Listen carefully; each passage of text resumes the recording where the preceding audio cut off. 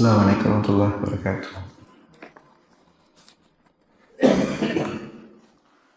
الحمد لله نحمده ونستعينه ونستغفره ونعوذ بالله من شرور أنفسنا ومن سيئات أعمالنا. من يهده الله فلا مضل له ومن يضلل فلا هادي له، وأشهد أن لا إله إلا الله وأشهد أن محمد رسول الله. ما بعد.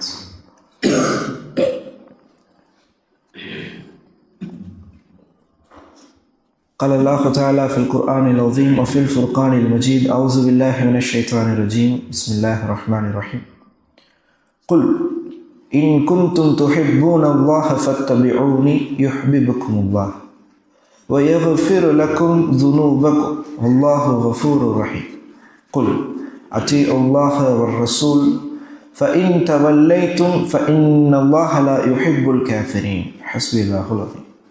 அன்பிற்கினிய இஸ்லாமியர்களே, சூரத் ஆல இம்ரானுடைய 31 மற்றும் 32வது வசனங்கள், கடைசியாக 29-30வது வசனம் வரை நாம் பார்த்திருந்தோம். அதனுடைய தொடர்ச்சியாக 31 மற்றும் 32வது வசனத்தில் அல்லாஹ் ரப்புல் ஆலமீன் யூத கிறிஸ்தவர்களுக்கு மிக முக்கியமான ஒரு தகவலை பதிவு செய்கிறான்.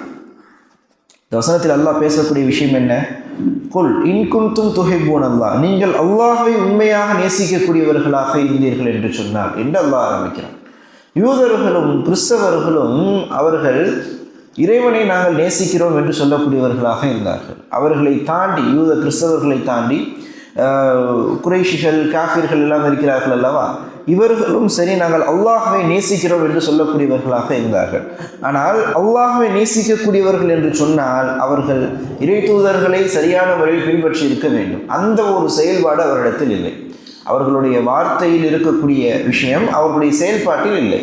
அப்போ அல்லாஹ் ரப்புல் ஆலமீன் இந்த வசனத்தில் அல்லாஹுடைய தூதர் ஸல்லல்லாஹு அலைஹி வஸல்லம் அவர்களுக்கு கட்டளையிடுகின்றான். குல், நபியே நீங்கள் சொல்லுங்கள், இன் குன்தும் துஹிப்பூன அல்லாஹ், நீங்கள் அல்லாஹ்வை உண்மையாக நேசிக்கக்கூடியவர்களாக இருந்தீர்கள் என்று சொன்னால் ஃபத்தபிஊனி, என்னை நீங்கள் பின்பற்றுங்கள், யுஹ்பிபுக்குமுல்லாஹ், அல்லாஹ் உங்களை நேசிப்பான் என்று நபியே நீங்கள் அவரிடத்தில் சொல்லுங்கள். அது மட்டுமா, வயஃபிரு லக்கும் ஸுனூபக்கும், அல்லாஹ்வுடைய தூதரை நீங்கள் பின்பற்றினால் உங்களுடைய பாவங்களை அல்லாஹ் ரப்புல் ஆலமீன் மன்னிப்பான். அல்லாஹு கஃபூருர் ரஹீம், நிச்சயமாக அல்லாஹ் மன்னிக்கக்கூடியவனாகவும் இரக்கம் காட்டக்கூடியவனுமாகவும் இருந்து கொண்டிருக்கிறான். குல், மேலும் நபியை நீங்கள் சொல்லுங்கள், அத்தீஉல்லாஹ வ ரசூல், அல்லாஹ்வையும் ரசூலையும் நீங்கள் சரியான முறையில் பின்பற்றுங்கள்.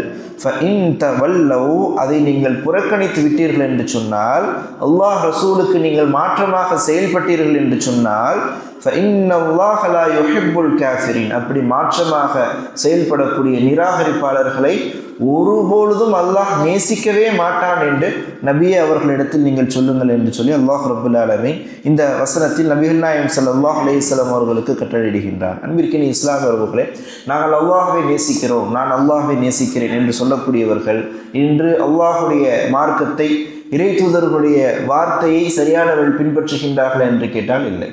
அப்படி எவர்கள் பின்பற்றுகிறார்களோ அப்படி பின்பற்றக்கூடியவர்களை தான் அல்லாஹ் என்ன செய்கிறான்? நேசிக்கிறான் என்பதாக அல்லாஹ் ரப்புல் ஆலமீன் இந்த வசனத்தில் பதிவு செய்கின்றான்.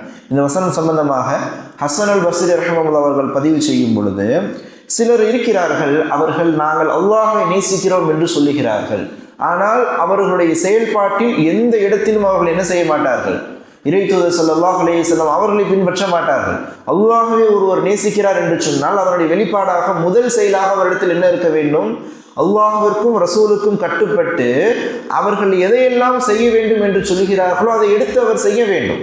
எதையெல்லாம் செய்யக்கூடாது என்று தடுத்திருக்கிறார்களோ அதை விட்டும் அவர் தன்னை தூரமாக்கிக் கொள்ள வேண்டும். இந்த இரண்டும் எவரிடத்தில் இருக்கிறதோ அவர்தான் உண்மையிலேயே அல்லாஹ்வை நேசிப்பதாக அர்த்தம். ஆனால் சிலர் நாங்கள் அல்லாஹ்வை நேசிக்கிறோம் என்று சொல்கிறார்கள், ஆனால் அவரிடத்தில் எந்த செயல்பாடும் இருக்காது. அப்படியானவர்களை பார்த்து தான் அல்லாஹ் ரப்புல் ஆலமீன் கட்டளையிடுகின்றான், அவர்களை சோதிப்பதற்காக.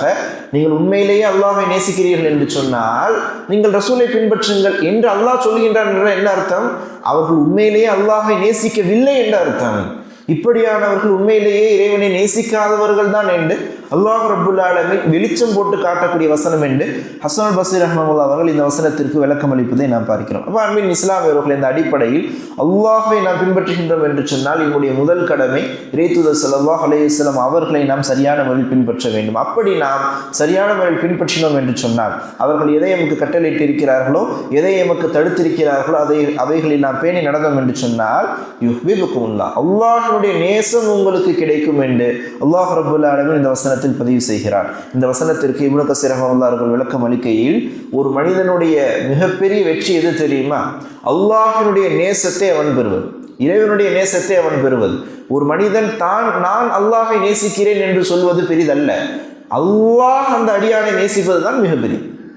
எப்படி நான் அல்லாஹை நேசிக்கிறேன் என்று சொல்வது பெரிய விஷயம் அல்ல, யார் வேண்டும் என்றாலும் சொல்லலாம். ஆனால் உண்மையிலேயே வெற்றி என்பது அல்லாஹ் ஒரு அடியானை நேசிப்பது தான். அந்த வெற்றி, அந்த இறைவனுடைய நேசம் ஒரு மனிதனுக்கு கிடைத்து விட்டது என்று சொன்னால் நபிகள் நாயகம் ஸல்லல்லாஹு அலைஹி வஸல்லம் அவர்கள் என்ன சொன்னார்கள்? அல்லாஹ் ஒரு அடியானை நேசித்து விட்டால் ஜிப்ரீல் அலைஹிஸ்ஸலாம் அவர்களை அழைத்து, நான் இந்த அடியானை நேசிக்கிறேன், நீங்களும் நேசியுங்கள். ஜிப்ரீல் அலைஹிஸ்ஸலாம் அவர்கள் மலக்குமார்களை அழைத்து, அல்லாஹ் இந்த அடியானை நேசிக்கிறான், நீங்களும் நேசியுங்கள். அப்போ மலக்குமார்கள் இந்த ஊரில் இருக்கக்கூடிய அனைத்து வஸ்துகளிடத்திலும் என்ன செய்வார்கள்?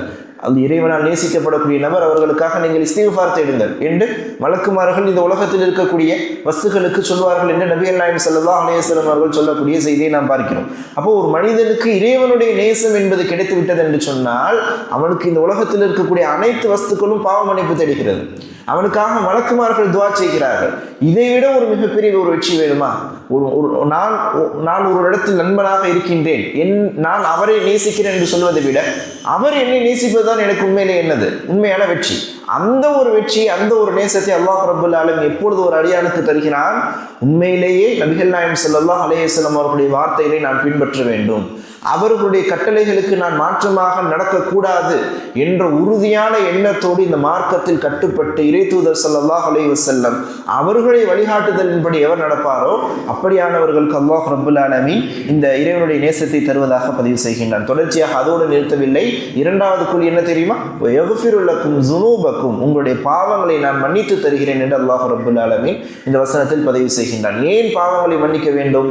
நபிகள் நாயகம் ஸல்லல்லாஹு அலைஹி வஸல்லம் அவர்களை பின்பற்றினால் இந்த உலகத்தில் வாழும் காலகட்டத்தில் ஒரு மனிதனுக்கு எவ்வளவோ வழிகாட்டுதல் இருக்கும், ஷைத்தானிய வழிகாட்டுதல் இருக்கும். இந்த உலகத்தில் வாழும் காலகட்டத்தில் உலகளாவிய வழிகாட்டுதல்கள் இருக்கும். அந்த வழிகாட்டுதல்களை எல்லாம் தூரம் தள்ளிவிட்டு ஒரு மனிதன் இறை தூதருடைய, அல்லாஹ்வுடைய தூதருடைய ஒரு வழிகாட்டுதலை நான் பின்பற்ற வேண்டும் என்று ஆசைப்படுகின்றான் என்று சொன்னால் அதற்காக வேண்டிய அல்லாஹ் ரப்புல் ஆலமீன் அவனுடைய மன்னிப்பையே தருவதற்கு தயாராக இருக்கிறான். அப்போ பாவங்கள் எல்லாம் மன்னிக்கப்பட்டு விட்டது என்றால் என்ன அர்த்தம்? மறுமையில் வெற்றி என்ற அர்த்தம். மீசானுடைய தராசில் பாவம் எதுவும் இருக்காது, நன்மை இருக்கும். நன்மையினுடைய தட்டு மட்டும் கணத்து விட்டது என்று சொன்னால் ஃபமன் ஸகுலத் மவாஸீனுஹு ஃபஹுவ ஃபீ ஈஷத்தின் ராதியா, அவர் என்ன செய்ய போகிறார்? ஒரு சுபட்சியமான ஒரு இன்பமான ஒரு வாழ்க்கையை அவர் வாழ போகிறார். அந்த வாழ்க்கை அல்லாஹ் ரப்புல் ஆலமீன் வறுமையில் தருவான். அதற்கான ஒரு வாய்ப்பாகவும் நபிகள் நாயகம் ஸல்லல்லாஹு அலைஹி வஸல்லம் அவர்களை பின்பற்றுவது அமைகிறது. குல், நபியை நீங்கள் சொல்லுங்கள், அத்தீஉல்லாஹ வர் ரசூல், அல்லாஹையும் ரசூலையும் நீங்கள் சரியான வழி பின்பற்றி நடங்கள்.